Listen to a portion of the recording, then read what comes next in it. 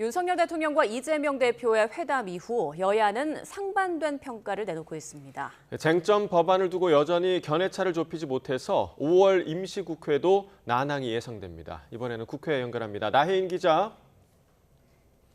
네, 국회입니다. 네, 어제 회담 여야가 어떻게 해석하고 있는지 자세히 전해주시죠. 네, 국민의힘 윤재욱 원내대표는 오늘 아침 회의에서 윤석열 대통령과 제1야당 대표가 서로의 생각을 직접 확인했다는 것만으로도 적지 않은 의미가 있다고 평가했습니다.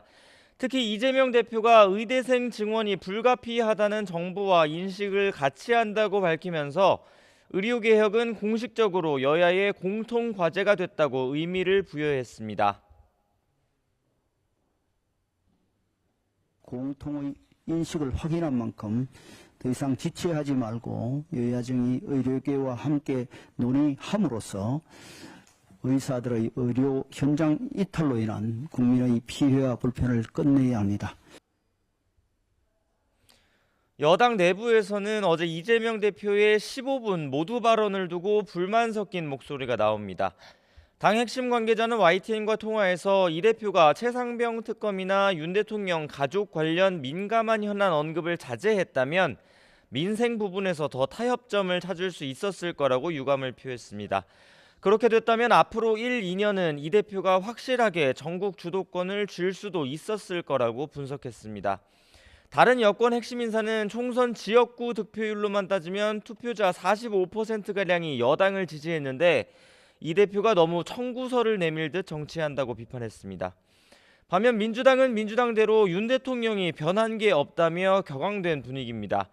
어제 회담에 배석했던 진성준 정책위의장은 아침 회의에서 대통령은 민생 상황에 어떤 절박함도 느끼지 못하는 듯했고 총선 민의를 수용하려는 자세도 없었다고 성토했습니다. 정작 본인의 주장과 변명만 장황하게 늘어놓았습니다. 우이 독경, 마이웨이 윤석열 대통령에 대한 실망이 매우 큽니다. 민주당 핵심 관계자 역시 이 대표 말을 경청하겠다던 윤 대통령이 비공개 회담의 85%가량을 자기 말로 채웠다며 제대로 된 소통이 이루어지지 않았다는 불만을 드러냈습니다. 특히 김건희 여사 특검법 같은 민감한 현안에 관해서는 입장을 밝히지 않고 하고 싶은 말만 했다는 겁니다. 또 민주당은 의대생 증원 규모를 국회 특위에서 다시 논의하자는 입장이지만 대통령실은 증원 필요성에 이 대표가 공감했다는 부분만 부각하고 있다고 반발했습니다. 네, 오늘부터 5월 임시국회가 소집됐는데 쟁점 법안 논의는 진전된 게 있습니까?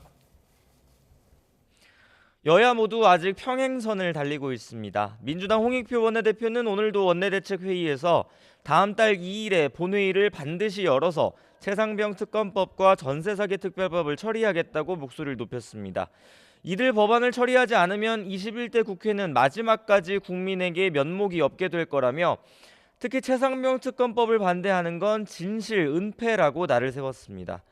여당은 강하게 반발하고 있습니다. 윤재욱 원내대표는 오전에 기자들과 만나서 합의된 민생 법안을 처리한다면 본회의를 열 수 있지만 정쟁을 유발하는 법안 때문이라면 안 된다고 선을 그었습니다.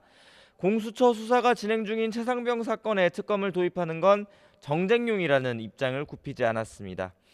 이런 가운데 5월 임시회 첫날인 오늘 국회 연금개혁특위는 최근 특위사나 공론화위원회가 진행한 공론조사 결과를 보고받았습니다. 이어 시민 다수가 선택한 더 내고 더 받는 안과 재정 안정을 위해 보험료율만 올리는 안을 놓고 여야가 논쟁을 벌였지만 결론을 내지는 못했습니다. 이 연금개혁 문제는 어제 윤 대통령과 이재명 대표 회담에서도 언급이 됐습니다. 이재명 대표는 공론조사 결과를 바탕으로 개혁안 처리에 속도를 내자고 주장했지만 윤 대통령은 충분한 논의가 필요하다며 속도 조절을 주문한 것으로 전해졌습니다. 야당 의원들은 오늘 국회 회의에서 어제 윤 대통령 발언 진위가 뭐냐고 따져 물었는데 이기일 보건복지부 1차관은 22대 국회로 미루자는 취지는 아니라고 해명을 했습니다. 연금개혁은 국회에서 논의해 결정할 사항이고 정부도 협조할 거라는 원론적인 입장을 밝혔습니다. 지금까지 국회에서 전해드렸습니다.